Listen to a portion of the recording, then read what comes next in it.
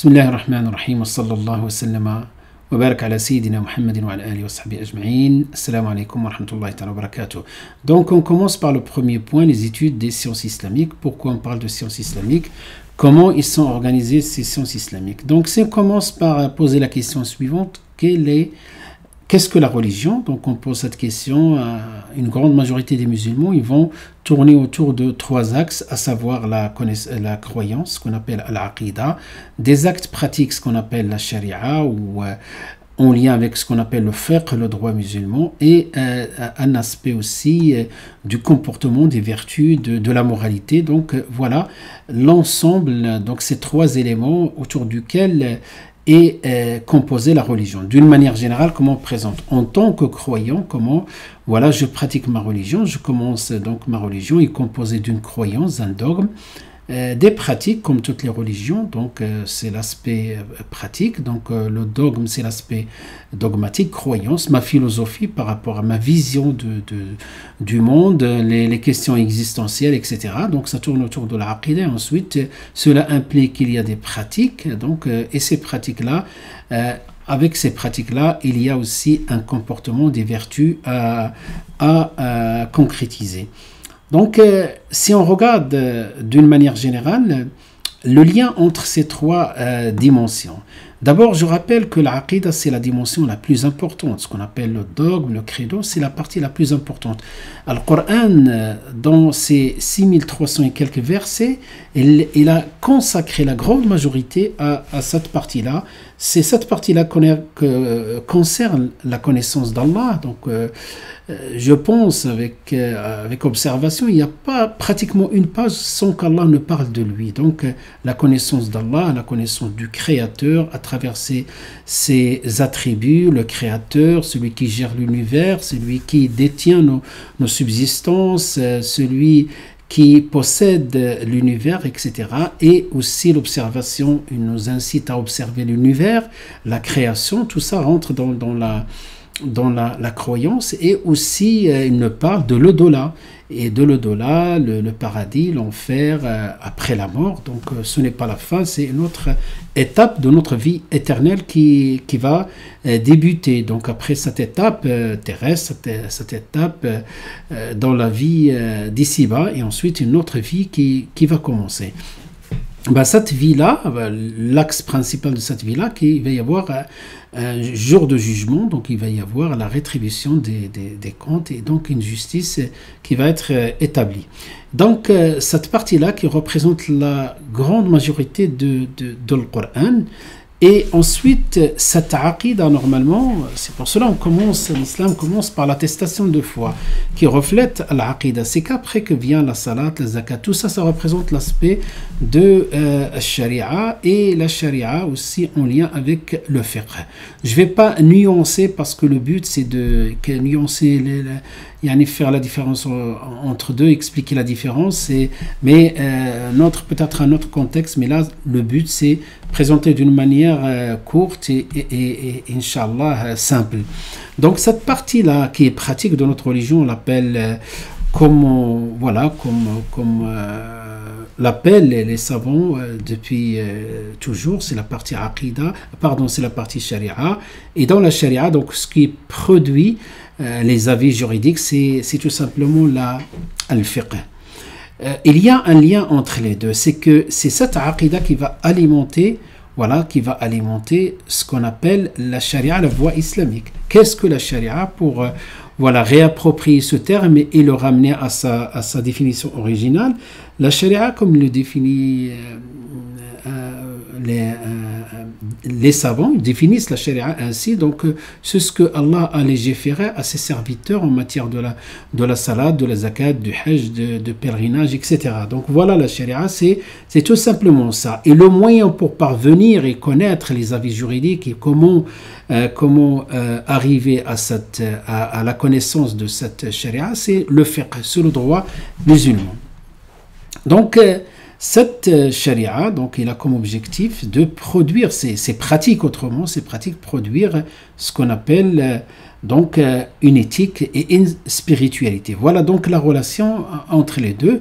Donc les trois font partie du din, de la religion, mais il y a un cheminement. Donc il y a un cheminement, commençons par la croyance, la partie la plus importante, l'unicité d'Allah, la connaissance d'Allah, et souvent même le prophète sallam, puisque usul al-aqida, les fondements de la croyance sont au nombre de 6, voilà, qui sont quelque chose que tous les musulmans connaissent.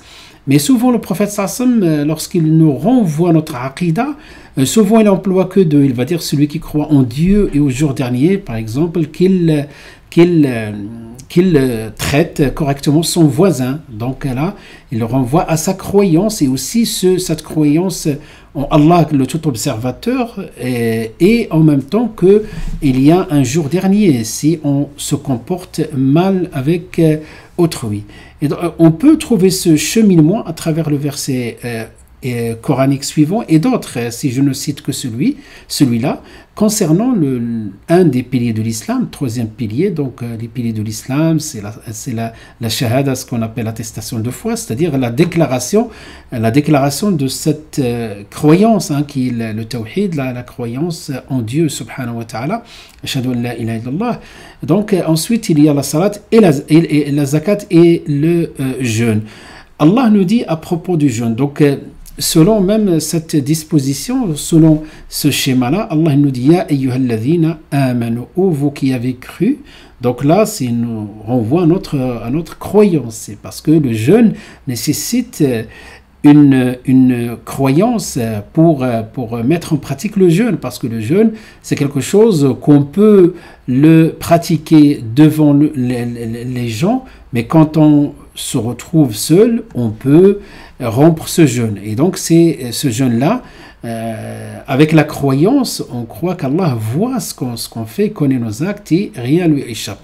Donc ô vous qui avez cru, donc si vous êtes véritablement croyant, on vous a prescrit as-siyam. Donc voilà la partie sharia, la partie droit, l'aspect pratique. Si je reste sur cette appellation, l'aspect pratique, c'est-à-dire si tu as cette croyance, tu dois pratiquer le jeûne. On vous a prescrit le jeûne comme on l'a prescrit à ceux qui vous ont précédé. Ensuite, Allah nous dit le pourquoi, la finalité, qu'est-ce qu'on gagne. On gagne en éthique et en spiritualité. Et le verset finit par la'allakum tattaqun, ainsi atteindriez-vous la piété. Voilà, donc après, par rapport à tout ce qui est maintenant, si on pose la question, mais quelle est la source? Quelle source de connaissance pour connaître,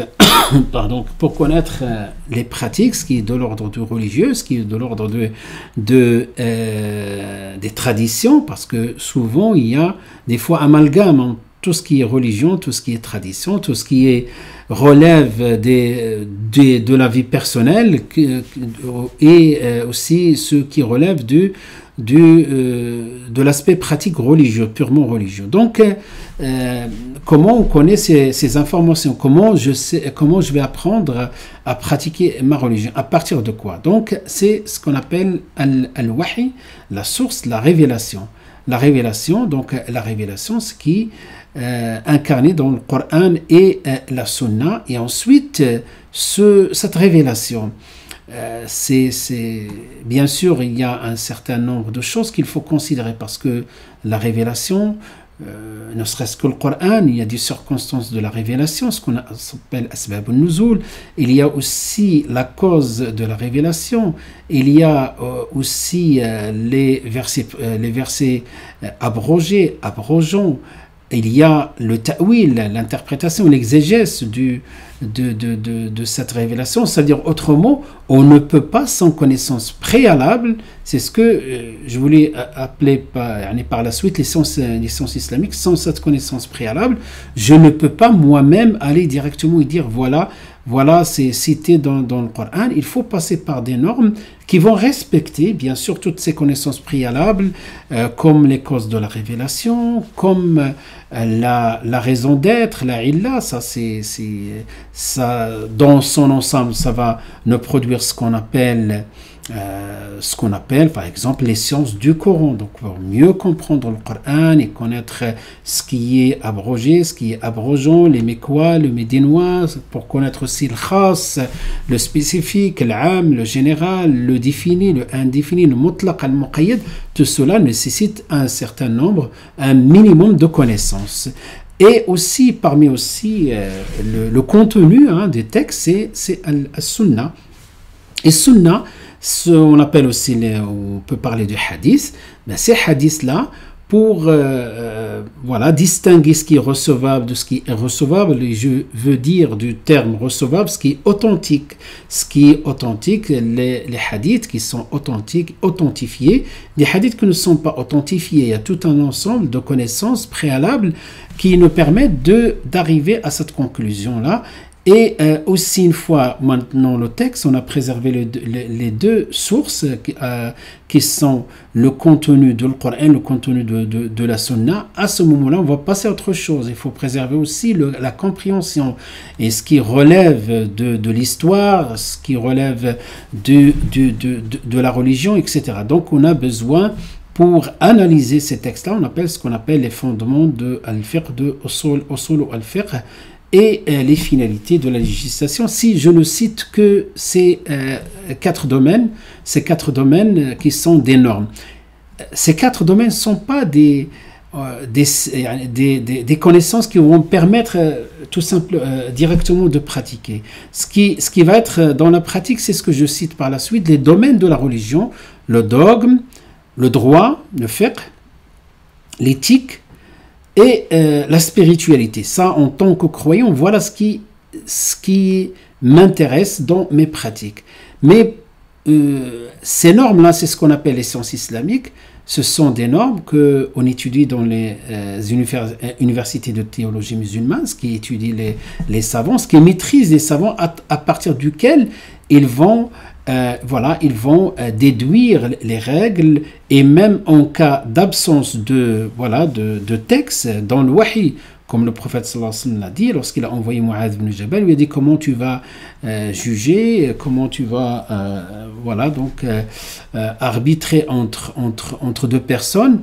Il a dit, je vais chercher dans le Coran, il lui a dit, et si tu ne trouves pas, donc la preuve qu'il y a dans le Coran, toute la partie, donc même toute la partie pratique dans le Coran, ce qui relève, ce qu'on appelle les versets prescriptifs, ayatul ahkam, sont autour de 500 versets.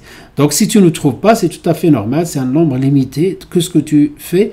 Et Mu'adh va lui dire, je vais chercher dans la sunna. Et si tu ne trouves pas, donc je vais faire l'ijtihad, je vais faire le raisonnement, je vais faire l'extrapolation de ce qui existe, je vais faire l'effort d'interprétation.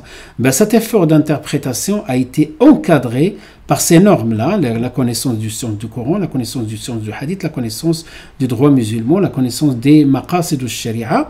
Donc à travers ces connaissances qui maîtrisent les savants et qui maîtrisent ce qu'on appelle un mujtahid ou un faqih, et lorsque je lui pose une question par rapport à ma croyance, il se base sur tout ça pour me donner une réponse. Et surtout là, j'insiste sur le droit, surtout dans le droit où il y a l'émergence des écoles et tout ça. Donc le faqih, le juriste connaît tout ce domaine-là, de sciences du Coran, sciences du hadith, usul al-fiqh, etc., pour me donner une réponse. Et pareil pour l'éthique et la spiritualité. Donc nous, puisque Inch'Allah ta'ala, on va rester autour de al-fiqh dans un premier temps, pour vous donner une idée ce qu'on fait au sein de l'Institut des sciences humaines Nawawi. Donc je reprends ce schéma d'une autre manière.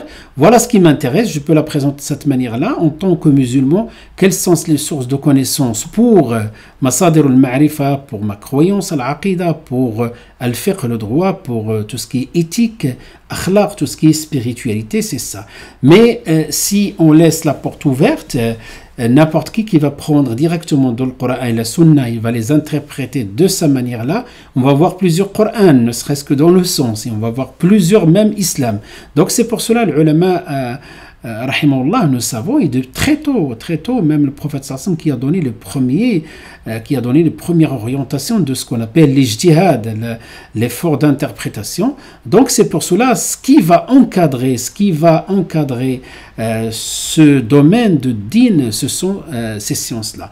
Ces sciences-là, c'est un travail qui demande beaucoup de patience, et les savants, d'une manière générale, ce ne sont pas des savants parce qu'ils ont fait bac plus 5 ou parce qu'ils ont fait bac plus 3, non, c'est toute une vie de recherche et d'études autour de toutes ces sciences-là pour arriver. D'une manière générale, le ulama même, ces sciences-là, qui sont directes, qu'on pratique, on appelle ulum al-ghaya. Donc l'objectif, c'est ça.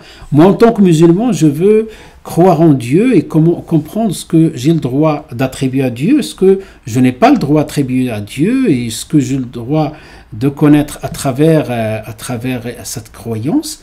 En tant que musulman aussi, je veux simplement comment pratiquer ma prière, comment connaître aussi les règles du jeûne, etc. Et l'éthique qui va avec, et la spiritualité qui va avec, ce cheminement de la spiritualité qui est un gros morceau dans notre religion. Et le prophète sallam, comme s'il désigne cette partie spirituelle, et l'objectif des objectifs, c'est-à-dire tu adores Dieu comme si tu le vois. Mais il y a d'autres sciences qui me rassurent, qui me préservent l'authenticité de ma religion. Ce sont ces sciences-là. Ils sont toujours d'actualité. Ils sont toujours enseignés dans le monde universitaire. Il y a des recherches, des doctorats autour de chaque domaine. Dans chaque domaine, il y a des domaines. C'est pour cela que vous avez sciences du Coran au pluriel. Un des savants les plus connus dans cette matière-là, le livre le plus connu, c'est le livre de Suyuti, Al-Itqan fi ulum al-Qur'an. Il a parlé de 80 sciences parmi les sciences du Coran dans ce livre-là, qui reste le livre de référence. Les sciences du hadith, c'est énorme. Il y a énormément de disciplines autour du hadith pour comprendre et pour attribuer la mention sahih à un hadith, ou pas sahih, ou hassan, ou mawdou', ou autre chose. Al-akhlaq également, et donc al-ruhaniyat. Donc l'ensemble de ce que vous voyez en vert, en vert, ce sont les sciences des moyens qui nous aident à être apaisés par rapport à l'authenticité de l'extraction des lois à partir de Al-Wahy. Donc ce n'est pas quelque chose qu'on va laisser à n'importe qui va ouvrir un livre de Coran ou un mushaf traduit et extraire directement les lois, ou prendre un des livres de hadith, parmi les 6, si on cite que le premier, le Bukhari, le Sahih al-Bukhari, c'est pas directement qu'on va extraire les lois. Donc ça, c'est le travail de faqih, c'est ce qu'on va Inch'Allah développer dans la séquence suivante. Wa sallallahu wa sallam wa barak ala sayyidina Muhammadin wa ala alihi wa sahbihi ajma'in, walhamdulillahi rabbil alamin.